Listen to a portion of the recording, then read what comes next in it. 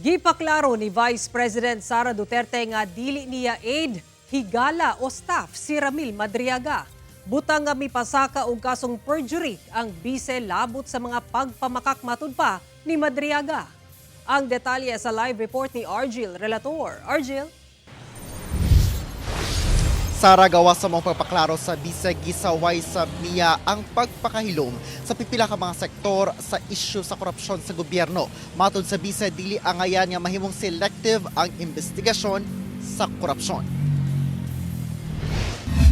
Mipaklaro si Vice President Sara Duterte pinaagi sa usa ka statement nga dili sakto nga tawagon nga aid ug bagman niya si Ramil Madriaga. Sumala sa bise nga sukad-sukad, wala gayud niya nahimong aid, higala, empleyado o miyembro sa staff sa bise si Madriaga. Sukwahi sa ginaklaim ni Madriaga sa iyang affidavit. Kini nga pagpamakak matud pa ni Madriaga ang hinungdan nga nagpasaka og kasong perjury si VP Sara batok kang Madriaga niadtong Miyerkules sa buntag.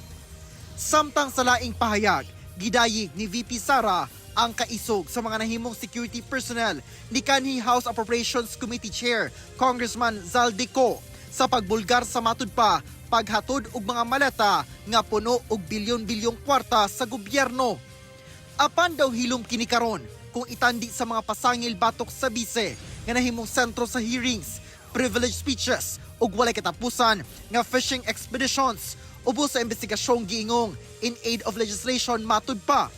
Gipunto sab ang kahilom sa civil society groups, religious leaders ug lawmakers. Dugang sa bise, daw walay interes o hinanaling aksyon ang kasamtangang administrasyon nga imbestigahan ang kamatuuran kalabot sa bilyon-bilyong piso nga suhol sa flood control projects sa ICC ug sa impeachment batok kaniya. Dili matud pa angayang selective ang kasuko sa isyu sa korupsyon. Dili angay nga piliun lamang kung kinsa ang imbestigahan. Og dili magpakahilom sa matag ang nalambigit kay duol sa dunay gahom.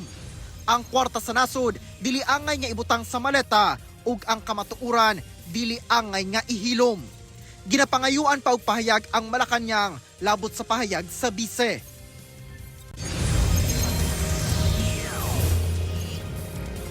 Sara, dahil ipangutani si Vice President Sara Duterte kung naga-monitor ba siya sa hearing sa House Committee on Justice o sa Kongreso, sumala niya nga daghan siyang trabaho ug dili kana ang prioridad sa Office of the Vice President.